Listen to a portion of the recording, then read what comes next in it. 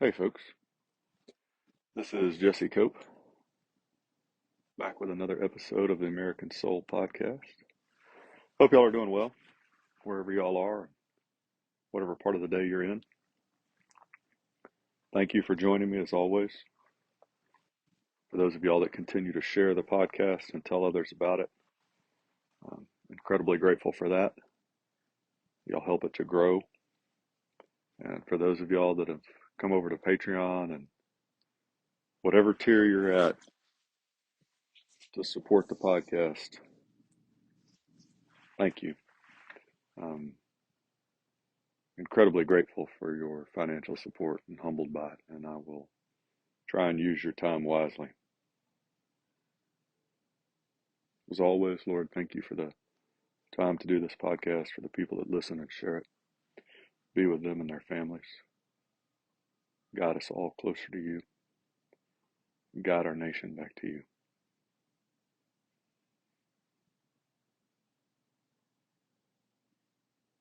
We ask all these things in your Son's name. So, we've been going over Christmas messages and working our way through FDR's messages in the 30s, and we're up to 39, and it's a doozy. It, in my opinion, really breaks down into three main parts. So we're going to go ahead and get into it. December 24th, 1939. The old year draws to a close. It began with dread of evil things to come, and it ends with the horror of another war, adding its toll of anguish to a world already bowed under the burden of suffering laid upon it by man's inhumanity to man.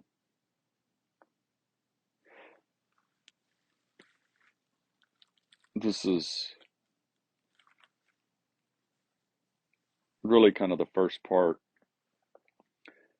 As we've gone over these Christmas messages for the last few days, you can see the tone of fear kind of creeping in. FDR's talked about peace a lot, and Christmas is a great time to talk about peace, considering we're celebrating the birthday, as FDR said, of the Prince of Peace.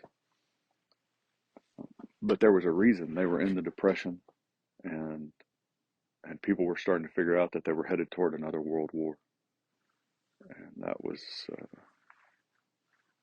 disturbing, as it should be, rightfully so, very disturbing. And so FDR at Christmas turned again and again to this message, and he's going to talk about it today when we read through it, the Sermon on the Mount again, Jesus Christ's teachings. But it just goes to show again, folks, that every time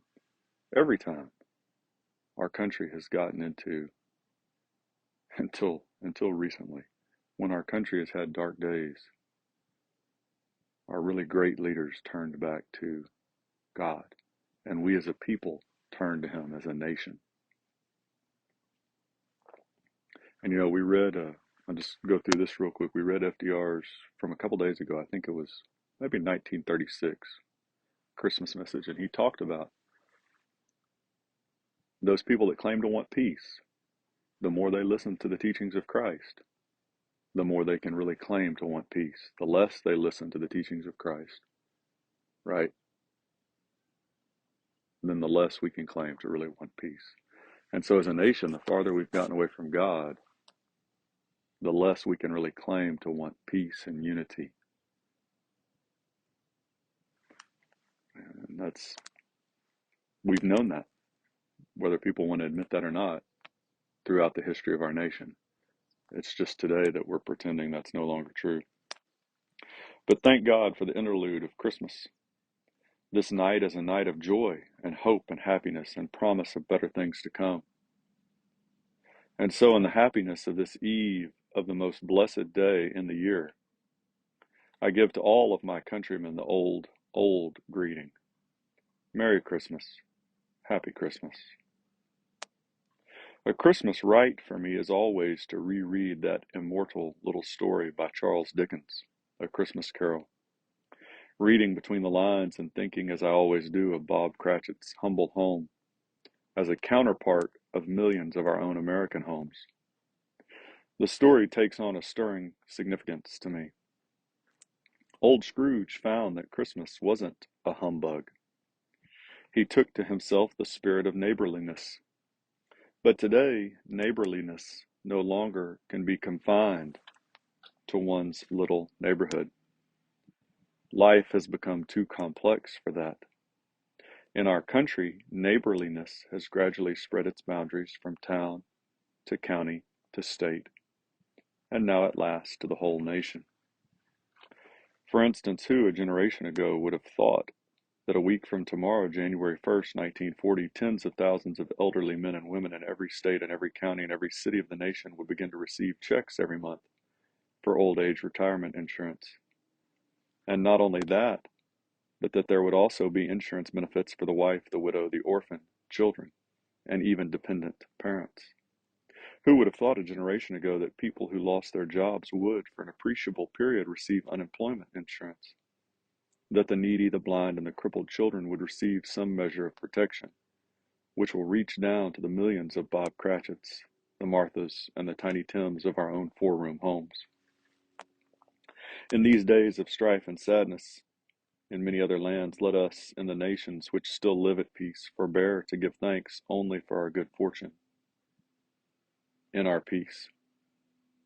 Let us rather pray that we may be given strength to live for others, to live more closely to the words of the Sermon on the Mount, and to pray that peoples in the nations which are at war may also read, learn, and inwardly digest these deathless words. So this is the second part, and this is the part of the message that I really didn't want to get into because it's unpleasant.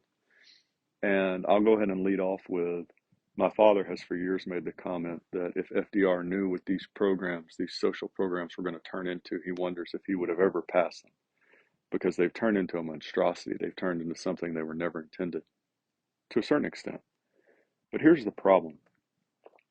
And if you know the teachings of Christ at all, you know this. And if you don't know them, you can go and dig into it yourself. But Jesus Christ never once commands us or even gives us the right to go and take from someone else, to pretend to be benevolent and give to another. Never once. Not one time. There's nowhere in the New Testament you'll find Christ admonishing or even giving consent to those who follow him to go take by force, which is exactly what these social programs do in the United States. It's not giving, it's not kind. Even when FDR says it here, all this list of things, we can't take any credit for that, because if we're not doing it of our own funds, if we're not giving out of our own means, if we're taking from our neighbor to give to somebody else because we feel like they deserve it, we earn no credit. In fact, that's a discredit to us. That brings shame on us. And there's just no way you can argue that till you're blue in the face and sputter and shout and get angry, and some of you that listen to this may.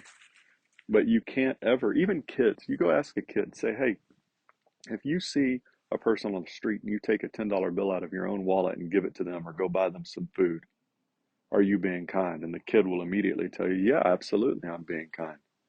And then you ask them, okay, well, what if I come up to you and I take that $10 out of your wallet by force, and then I go and give it to the homeless man on the street or go buy them some food? Am I being kind? And the child will immediately say, no, absolutely not. So our children get it. They understand the concept clearly, as is so often the case today, because they don't have an agenda. They don't have a political agenda that they're trying to fulfill, like the left today is with these social programs. And they automatically understand that that's not right, to take from somebody else and then you get to pretend, oh, I did that. I was kind. Because I voted for this guy that's stealing money from other people, and that's really kind of me because they don't really need it and these other people do. You know, in Jesus Christ, he gives a parable, talks about the owner of the vineyard who hires all these workers, and then at the end of the day, he hires them at different times, and he ends up paying them all the same wage, even though some have worked all day long and some have only worked for a little while. And the ones that worked all day long get all mad at him. And the response in the parable of the owner says, why are you mad? Are you mad because I'm kind and generous with what I own? Don't I have the right to do what I want with what is mine? Or are you really evil and greedy? And that's really what it boils down to, folks. These social programs, they're not kind. There's an agenda. You're not giving out of your own means. You're stealing from someone else out of evil and greed to give to somebody else. So this Christmas message from FDR, that middle part, that was, man, a portent of evil to come. It was a disastrous decision. It has been disastrous. It remains disastrous. Every time it grows, it's disastrous. And no, you're not being kind. You know, all these comments about giving to the widow and the orphan and the poor and the needy, but you're not doing it. When you vote for somebody else to take money away from another person, you're not being kind. And really, what you're saying is we trust the state more than God, right? Because what you're saying is, well, I don't have that much, and these people need so much, so we're going to go ahead and take away from people that have a lot because they don't really need it. And I don't think God would take care of these people. He just wouldn't. He doesn't really care. And so just there's no good way to spin that, and I really wasn't looking forward to it, but nonetheless. So the last part, though, is really pretty phenomenal, and it's extremely condemning for us as a country having allowed the 1947 decision, which I can't stand the fact that I can't name that court case to you every single time I talk to that. So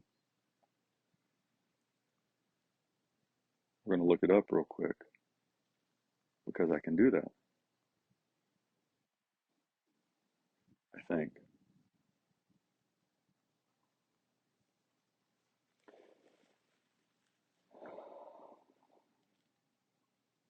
Yeah, Everson versus the Board of Education,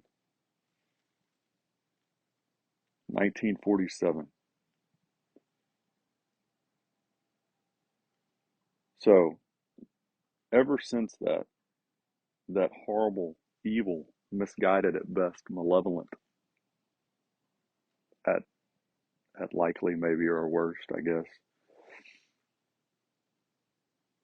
we've allowed this to play out. And this last part of FDR's Christmas message just shatters that because he turns, FDR, if you don't know, was, oh, by the way, a Democrat. And at this time, the problem today is we have these core values, and I think we're going to go ahead and take some time out, maybe tomorrow, and go through that again. These core values used to hold us together, and they don't anymore. We're divided. And those core values are tied back to God. And FDR is going to lay out really part of the core of those core values in Jesus Christ's Sermon on the Mount in just a second. And so this idea that we were supposed to kick, because you got to remember this was 39, so this was almost a decade before the separation of church and state nonsense, evil. FDR is going to tie our country directly to Jesus Christ publicly, just like our founders did, just like Fisher Ames always go back to him, and John Jay and some of the others talked about the fact that Bible, Jesus Christ and God had to be central in our public life. Constitution, Declaration, etc., etc. And yeah, I already hear some of y'all saying, well, it's not in the Constitution. But when you go into the Constitution, the Bill of Rights, all those things are based on the teachings of Christ. And it even talks about the Sabbath, the Christian Sabbath. It's not Islam, it's not Buddha, it's not Hindu, it's not atheism, it's God the Father of Jesus Christ, the Son, and the Holy Spirit. So here's this last little bit of FDR's message. Let us pray, let us rather pray, that we may be given strength to live for others, to live more closely to the words of the Sermon on the Mount, and to pray that peoples and the nations which are at war may also read, learn, and inwardly digest these deathless words. May their import reach into the hearts of all men and of all nations. I offer them as my Christmas message. Blessed are the poor in spirit, for theirs is the kingdom of heaven.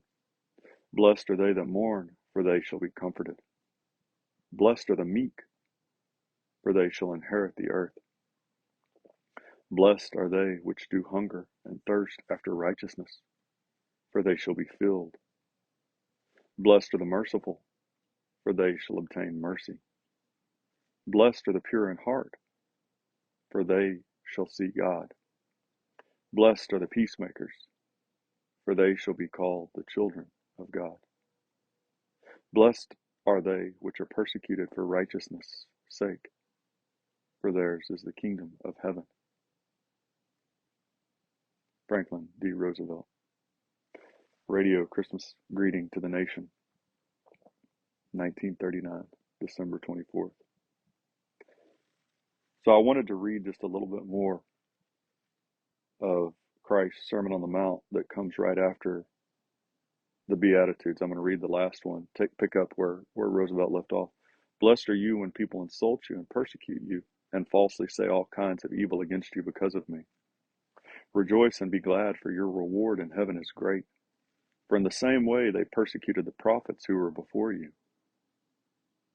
You are the salt of the earth, but if the salt has become tasteless, how can it be made salty again? It is no longer good for anything except to be thrown out and trampled underfoot by man. You are the light of the world. A city on a hill cannot be hidden, nor does anyone light a lamp and put it under a basket, but on a lampstand, and it gives light to all who are in the house. Let your light shine before men in such a way that they may see your good works and glorify your Father who is in heaven. Do not think that I come to abolish the law or the prophets. I did not come to abolish, but to fulfill. For truly I say to you, until heaven and earth pass away, not the smallest letter or stroke shall pass from the law until all is accomplished. Whoever then annuls one of the least of these commandments and teaches others to do the same shall be called least in the kingdom of heaven. But whoever keeps and teaches them shall be called great in the kingdom of heaven. And there's a lot more from what's this 2 or 3 chapters here that's called the Sermon on the Mount. But I read that because we've got a problem today and that we want everybody to like us. And I'm super guilty of that, folks. Very guilty. But that's not what Christ calls us to do. And that's not what a Christian nation is called to do. And if we're not going to stand up for the truth, what good are we really? You know, if we don't have women in the homes teaching our children these truths, even if maybe the neighbors kind of look at them strangely, if we don't have men out in the world in business and the military and anywhere else, education across the world as lawyers and judges that are standing up for our founding faith and principles based on the teachings of Christ, then what good are we? FDR ties this directly into our country. The Sermon on the Mount goes through these Beatitudes, said this is the way we've got to live, and not only here as a whole nation, but we've got to try and spread this to other nations, which goes all the way back, folks, to our colonial. It all ties in from the very beginning. Christopher Columbus, the very beginning, onward, the main goal was spread Christianity, spread Jesus Christ, be a light to the rest of the world. That light, the shining city on a hill that was used by Reagan and others to talk about America. We've been given all these blessings, but we have a responsibility to spread this light to other nations. And if we don't do that, we're going to lose those blessings, folks. It's perfectly clear in history, time and again. That doesn't mean you lose your salvation. For those of you that are starting to go down that path, we'll still get to heaven. You have faith in Jesus Christ. But there's going to be some earthly consequences, folks. And a lot of it, I think, is God just trying to get our attention and saying, hey, you got to turn around. You got to look here where you really became great. And if we'll just turn back to him, folks, then at least we've got a shot. Because we're heading toward a fight. Just like in 1939, FDR and the Americans knew that there was a fight coming.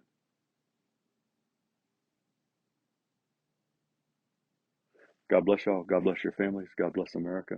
Sure to appreciate y'all joining me here on the podcast. For those of y'all that have joined over on Patreon, thank you. And I'm incredibly grateful for your time and your support. We'll talk to y'all again real soon. Looking forward to it.